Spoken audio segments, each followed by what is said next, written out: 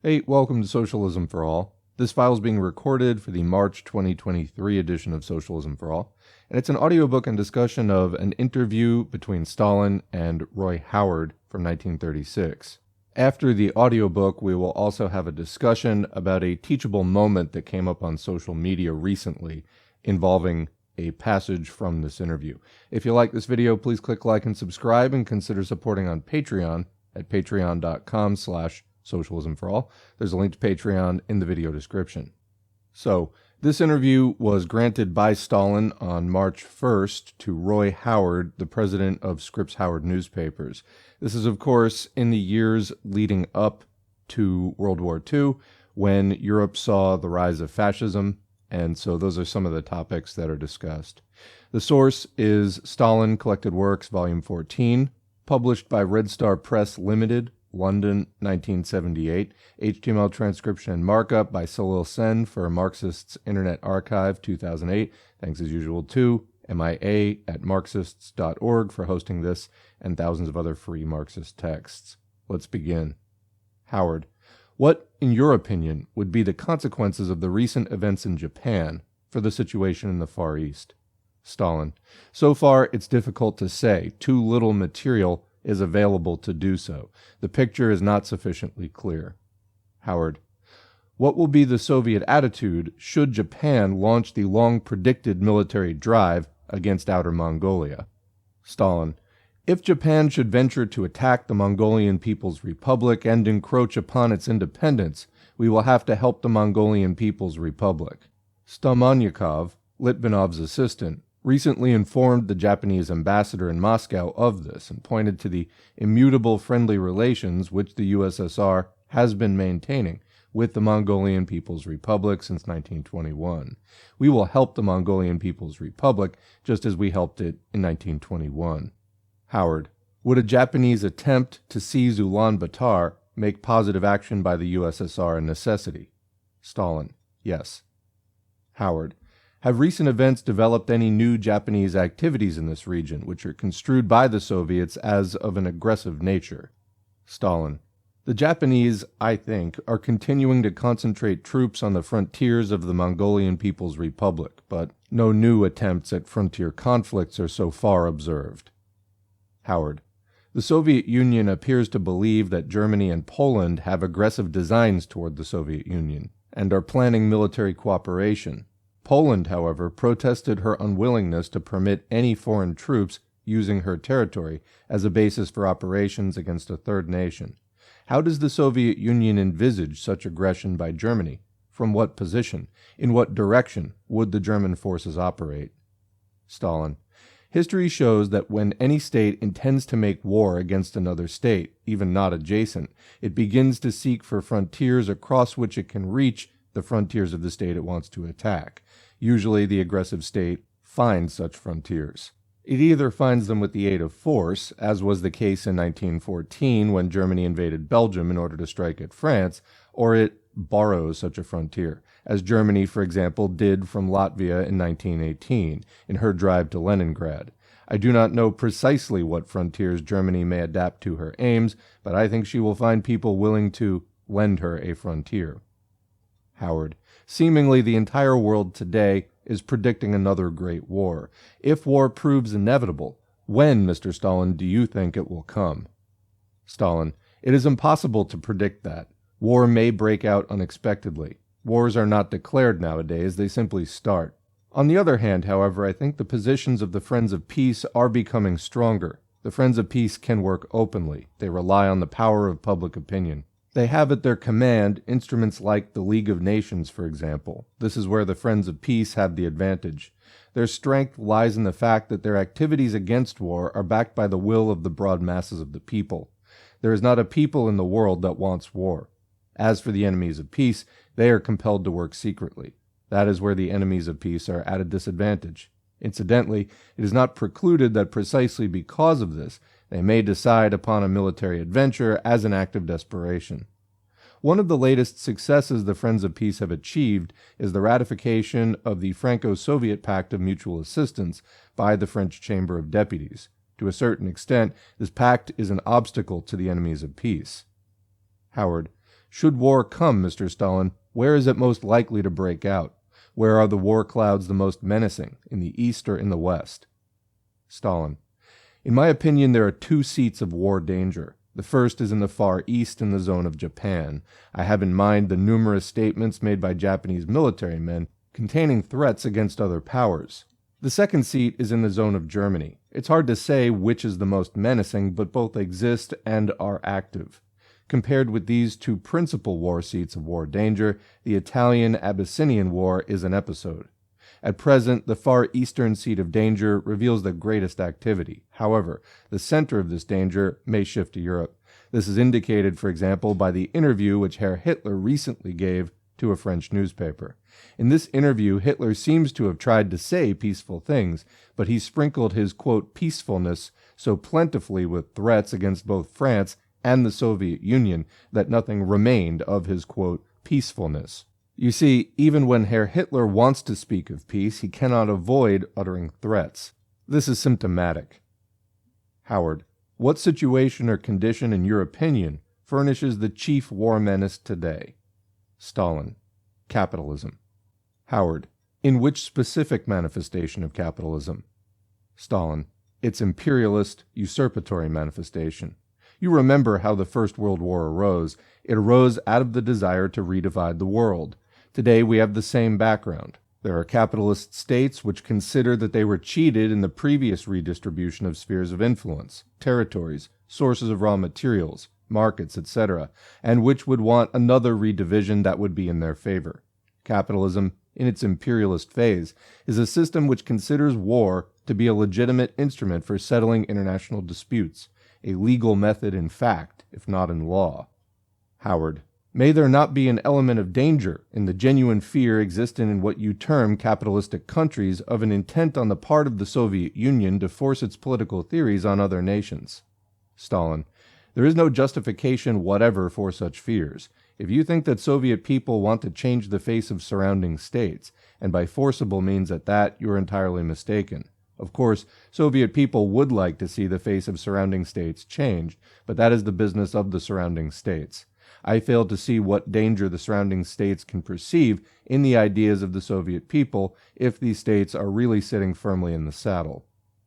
Howard: does this, your statement, mean that the Soviet Union has to any degree abandoned its plans and intentions for bringing about world revolution?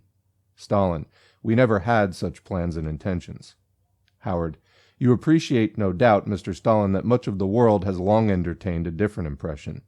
Stalin: this is the product of a misunderstanding. Howard: a tragic misunderstanding? Stalin: no, a comical one, or perhaps tragicomic.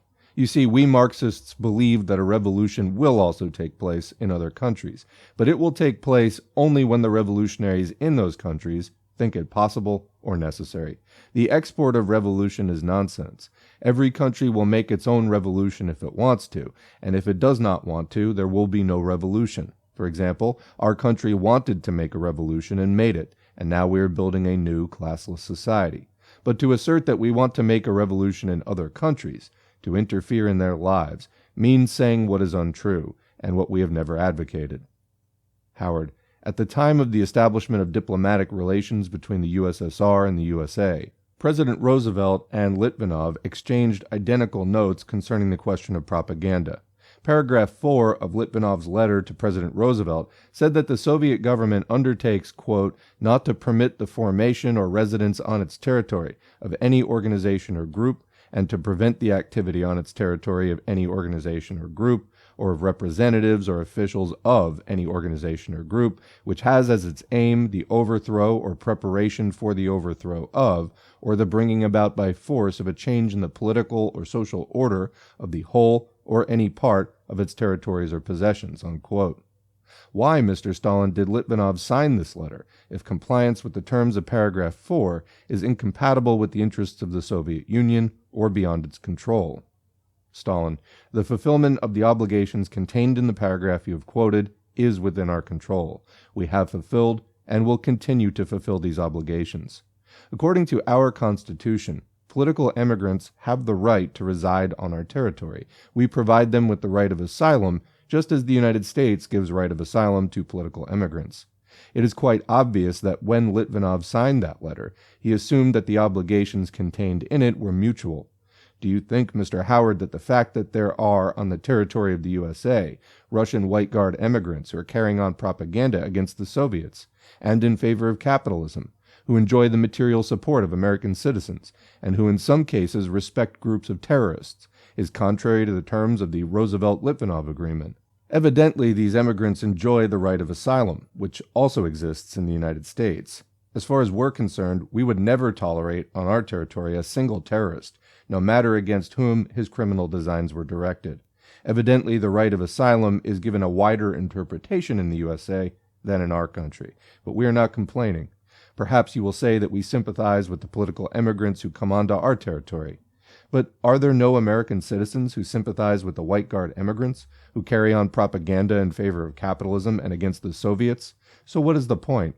The point is not to assist these people, not to finance their activities. The point is that official persons in either country must refrain from interfering in the internal life of the other country.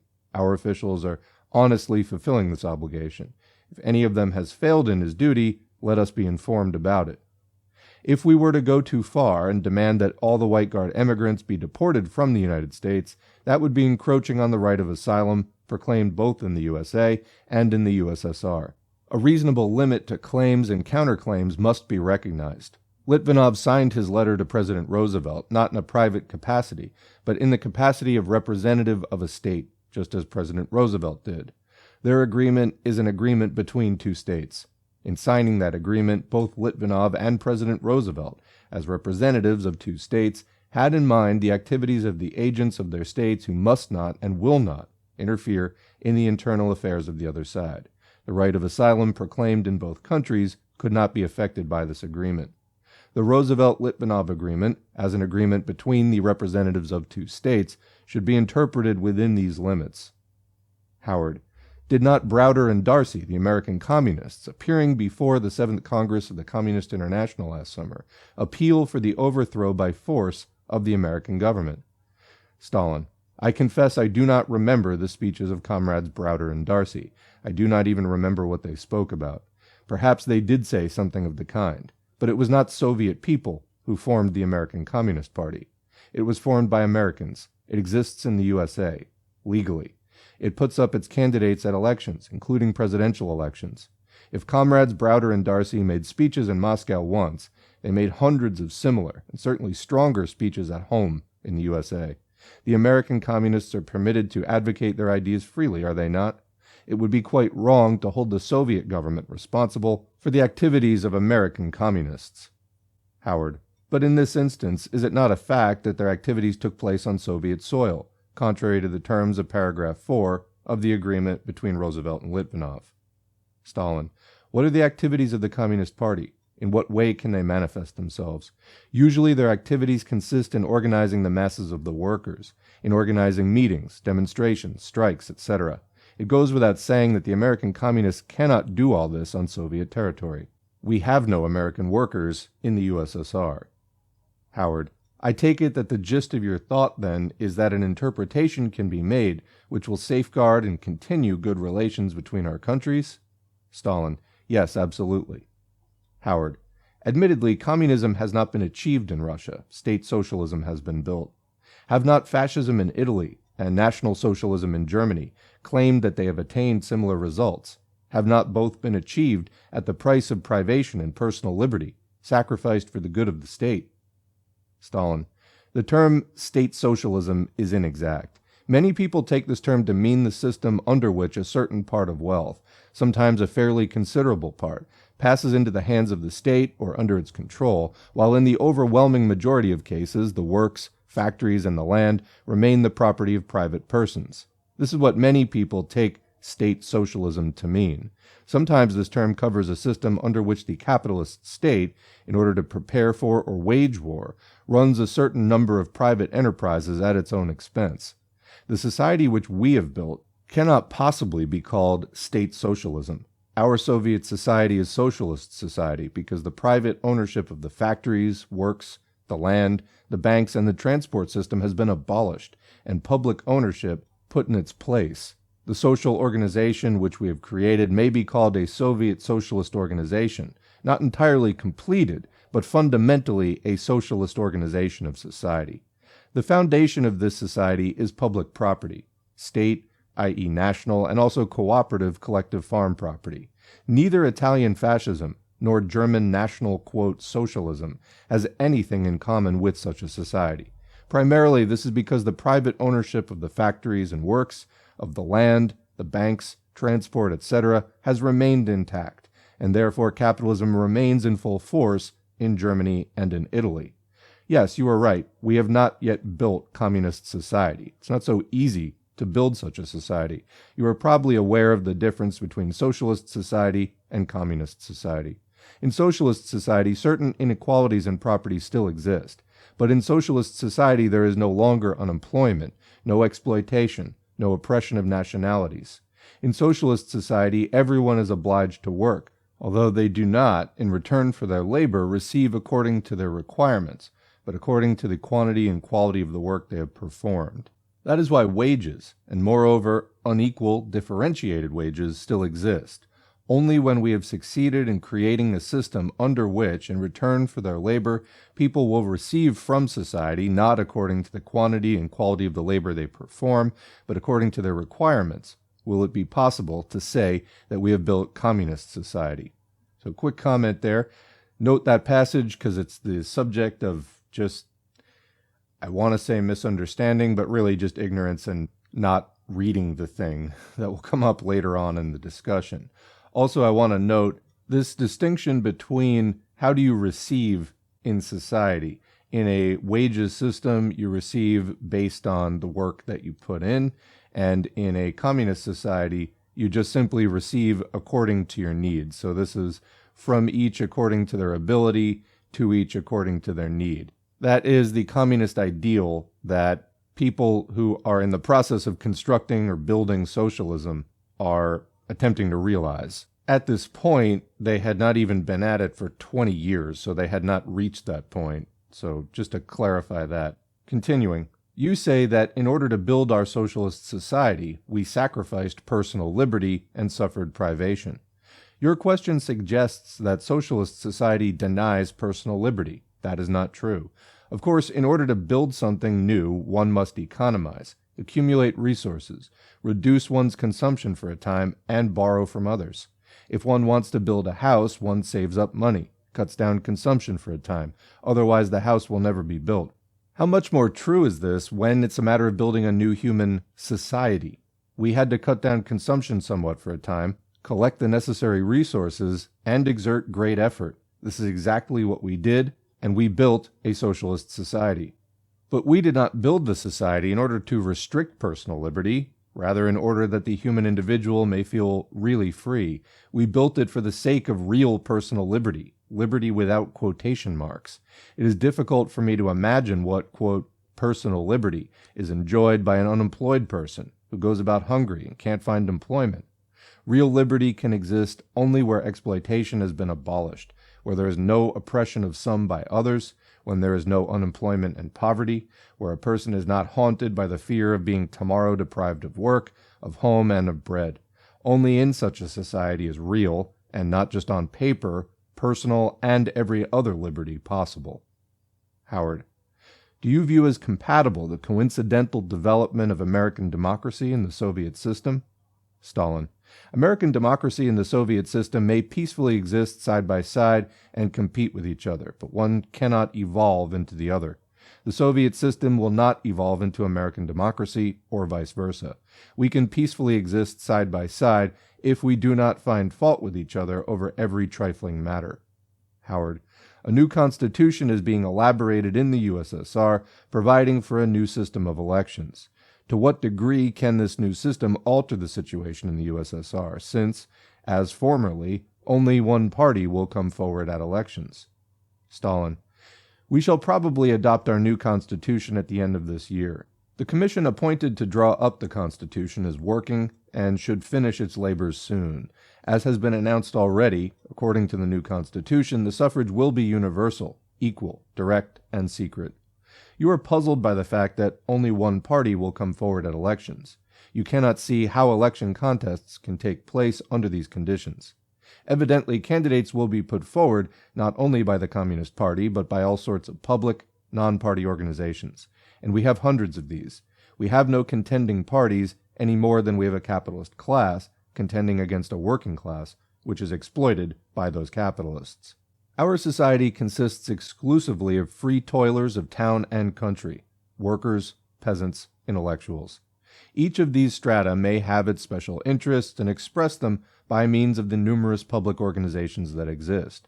But since there are no classes, since the dividing lines between classes have been obliterated, since only a slight but not a fundamental difference between various strata in socialist society has remained, there can be no soil for the creation of contending parties.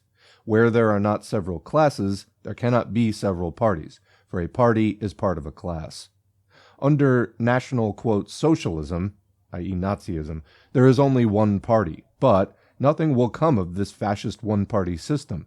The point is that in Germany, capitalism and classes have remained. The class struggle has remained, and will force itself to the surface in spite of everything, even in the struggle between parties which represent antagonistic classes, just as it did in Spain, for example. In Italy, there is also only one party, the Fascist Party, but nothing will come of it there for the same reasons. Why will our suffrage be universal? Because all citizens, except those deprived of the franchise by the courts, will have the right to elect and be elected. Why will our suffrage be equal? Because neither differences in property, which still exist to some extent, nor racial nor national affiliation will entail either privilege or disability. Women will enjoy the same rights to elect and be elected as men. Our suffrage will really be equal. Why secret? Because we want to give Soviet people complete freedom to vote for those they want to elect, for those whom they trust to safeguard their interests. Why direct? Because direct elections to all representative institutions, right up to the supreme bodies, will best of all safeguard the interests of the toilers of our boundless country. You think that there will be no election contests, but there will be, and I foresee very lively election campaigns. There are not a few institutions in our country which work badly. Cases occur when this or that local government body fails to satisfy certain of the multifarious and growing requirements of the toilers of town and country. Have you built a good school or not? Have you improved housing conditions? Are you a bureaucrat? Have you helped to make our labor more effective and our lives more cultured? Such will be the criteria with which millions of electors will measure the fitness of candidates, reject the unsuitable, expunge their names from candidates' list, and promote and nominate the best. Yes, election campaigns will be very lively. They will be conducted around numerous, very acute problems, principally of a practical nature, of first-class importance for the people. Our new electoral system will tighten up all institutions and organizations, and compel them to improve their work. Universal, direct, and secret suffrage in the USSR will be a whip in the hands of the population against the organs of government which work badly. In my opinion, our new Soviet Constitution will be the most democratic constitution in the world. Published in Pravda, 5th of March, 1936. So that's the end of the audiobook. I mentioned that there was a current events tie-in. Indeed there was, so let's start with this character, somebody named Nathan J. Robinson, who runs an ostensibly socialist magazine called Current Affairs, and, as one commenter put it, has a penchant for dressing like a C-tier Batman villain. I'm thinking ventriloquist. Anyway, this magazine, quote, socialist magazine, made headlines not that long ago in places as sort of prominent as Newsweek and Vice. Why? Because the employees organized and they were proposing to turn the thing into a co-op, and he fired them. Very socialist. And again, if you dig into this a little bit deeper, this is the kind of ad that they run. This was actually run in the article that we're about to read. Goes well with a beignet.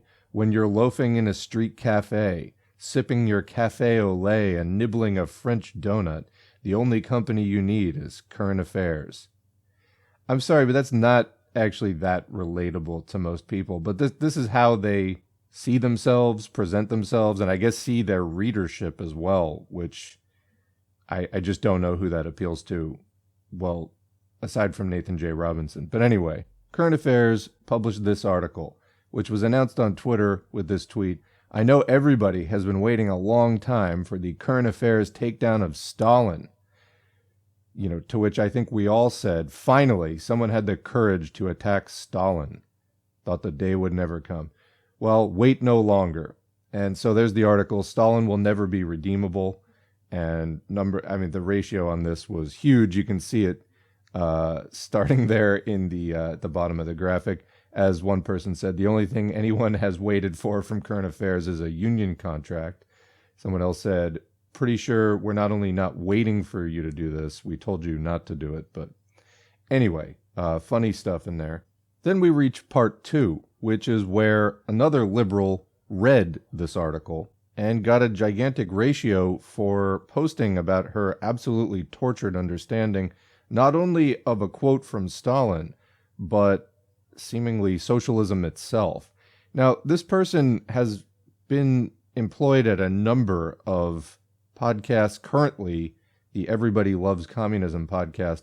Not really sure, based on what we're seeing here, how that exactly came about.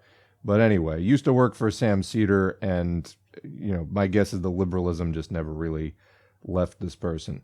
What follows really is truly embarrassing. So this is how it started. Whatever else you think of Stalin, this is a weird thing for an ostensible communist to say. I will take the bread, but leave the wage labor, thanks. And then there is the quote, which is actually featured in that article by Nathan J. Robinson, and it's from Stalin, the thing that we just read. Quote, it is difficult for me to imagine what, quote, personal liberty is enjoyed by an unemployed person who goes about hungry and cannot find employment.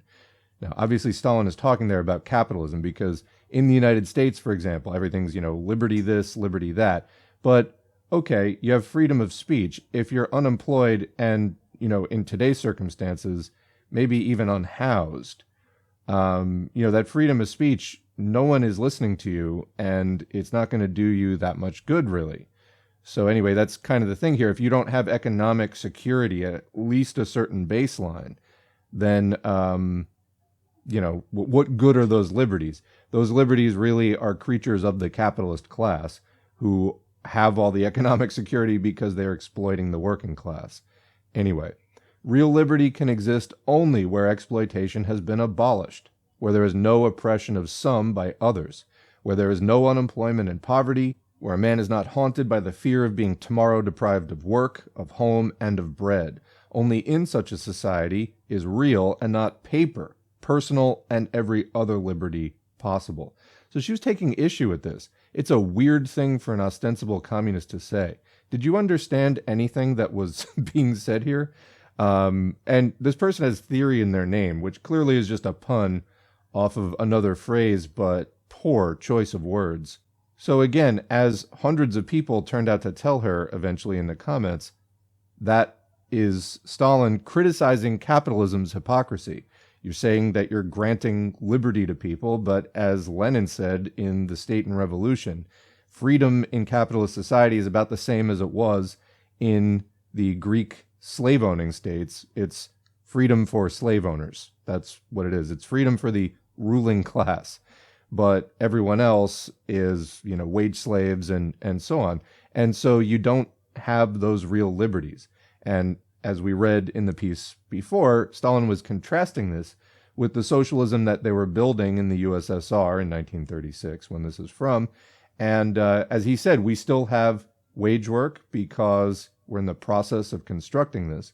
But even within that, we've already set it up so that people have an employment guarantee, so that we're not in socialism yet because it has not been fully built, but people at least have that economic security that they're not haunted by, being deprived of work, of home, and of bread, as is the case in the capitalist countries, or was the case in the capitalist countries at that time. So going back to the text and reading a slightly longer passage, which again, Stalin is contrasting what was happening in the USSR with what was happening in the capitalist countries, and specifically what was going on in fascist Italy and Nazi Germany. So, quote, yes, you are right. We, the USSR, have not yet built communist society. It's not so easy to build such a society. And again, remember, their revolution was in 1917, and then there was 5 years of civil war, etc. So, in 1936, you're talking about under 20 years. So really closer to 15 even. So that's where they were at. Anyway, continuing. You are probably aware of the difference between socialist society, and I will add the lower stage, and communist society, the upper stage. Although Lenin also did refer to lower communism and full communism or whatever, but anyway, the idea that they had just begun and were in the lower stage, whatever you want to call that. In socialist society, which again they were in, certain inequalities in property still exist, but in socialist society there's no longer unemployment, no exploitation, no oppression of nationalities. In socialist society, everyone is obliged to work, although he does not, in return for his labor, receive according to his requirements, but according to the quantity and quality of the work he has performed. That is why wages, and moreover unequal differentiated wages, still exist. Only when we have succeeded in creating a system under which, in return for their labor, people will receive from society not according to the quantity and quality of the labor they perform, but according to their requirements, will it be possible to say that we have built communist society. So this idea of going to this post again, I will take the bread but leave the wage labor. Well, you can leave the wage labor when society has built full socialism, and that had not happened in 1936. What is hard to understand here? Or are you just posting without thinking or reading?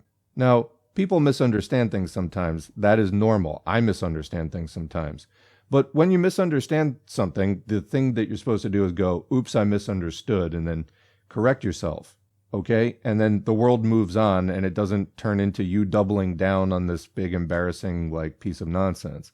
Anyway, she continued, weird that the author let this go by unremarked in what is supposed to be a socialist critique of Stalin.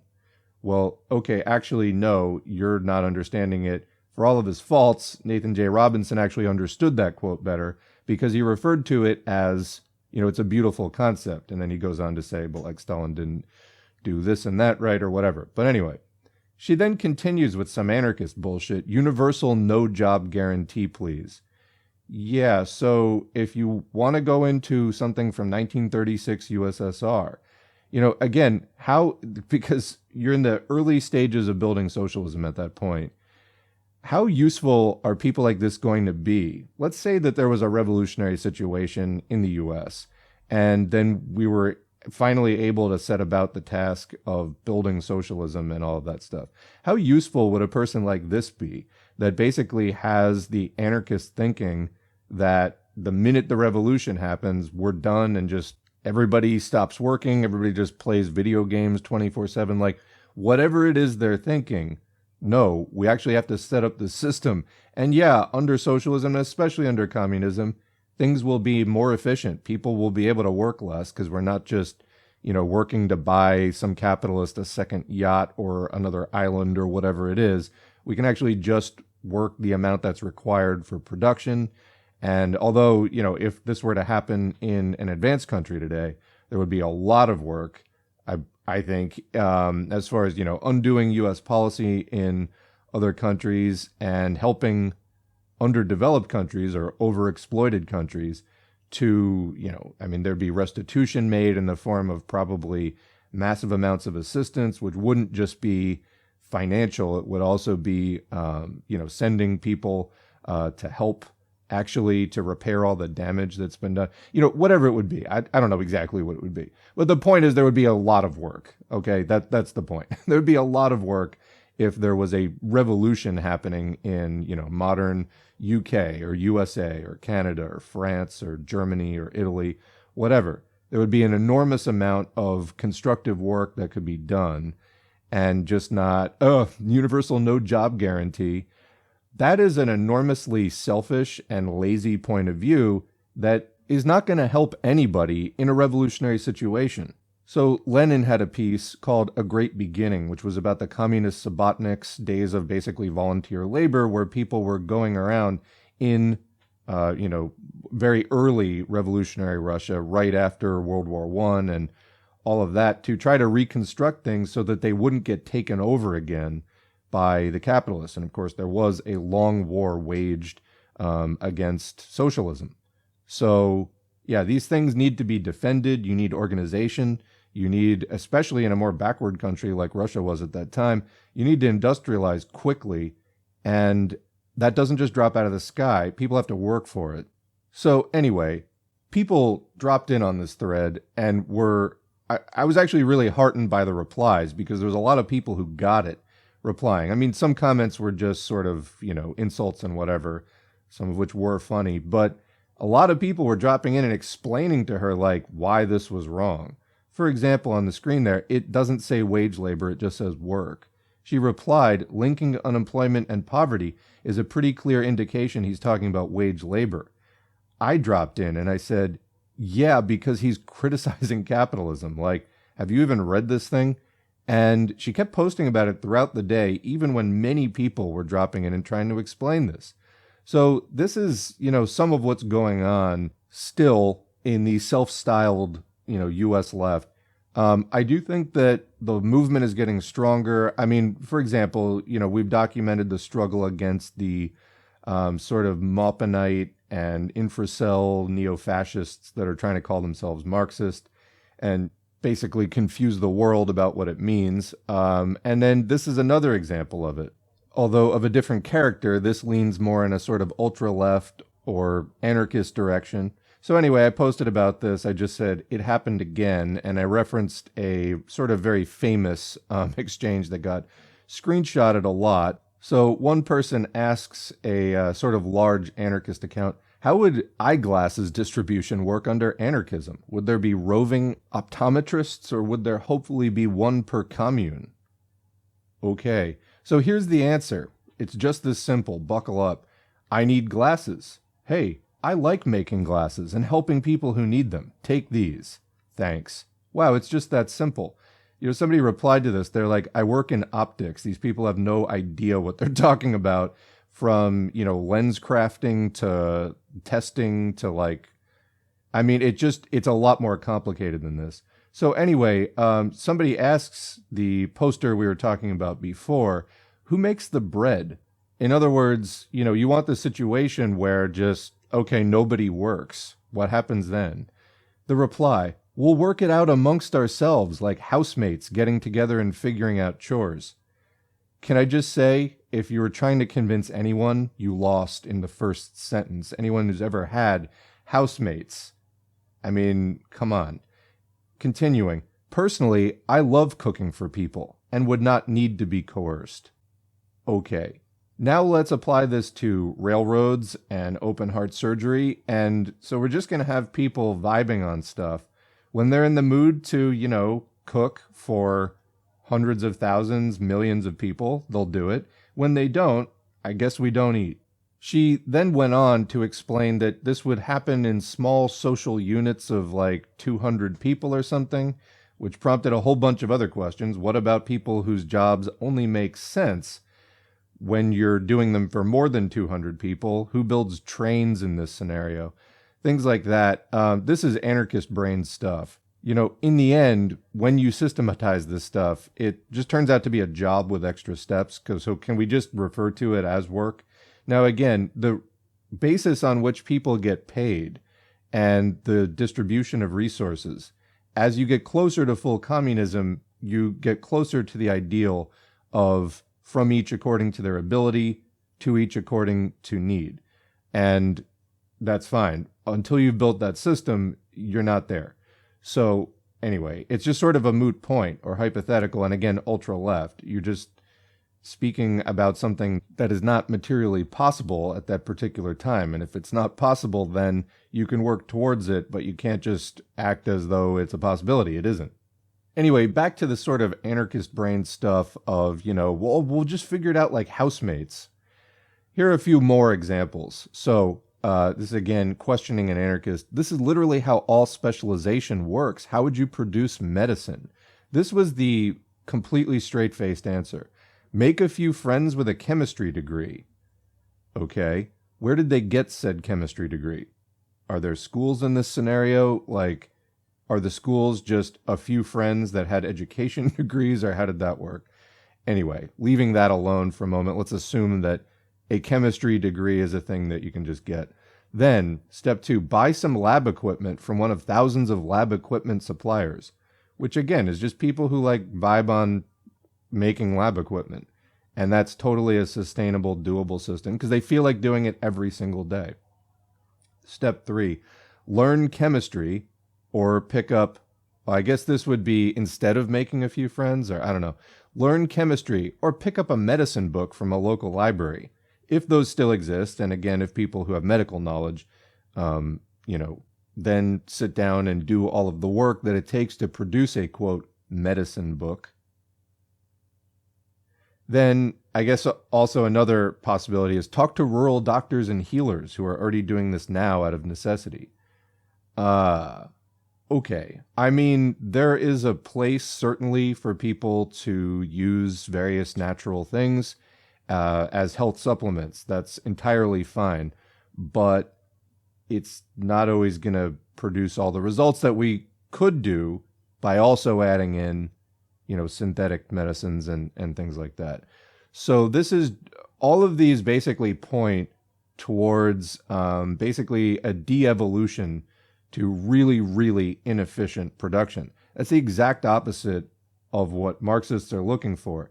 The advantages of capitalism, for all of its many flaws, exploitation and war and all the things that it does, there are some ways that it reshapes society which lay the groundwork for socialism, like, well, proletarianizing the population, but also socializing production and expanding the impact of technology across society and various other things. Things are getting more efficient. Socialism, however, has to complete that process by taking production out of the capitalist's hands and not running it on a private for-profit basis. Anarchists, this is going back to sort of 1800s petty bourgeois, really inefficient production, and just hoping that there's a whole supply chain out there, basically held in place, I guess, by magic or quote voluntary association. There's really no thought put into this whatsoever. Baby-brained stuff. On the other hand, Marxists are people who have actually thought through all these questions and said, well, what would actually be necessary to do all of this stuff in a non-capitalist, post-capitalist socialist environment? And then, as anarchists start to think through this stuff, then you start reinventing Marxism. And then hopefully at some point you just go, I should just go read Marx. That's what I did.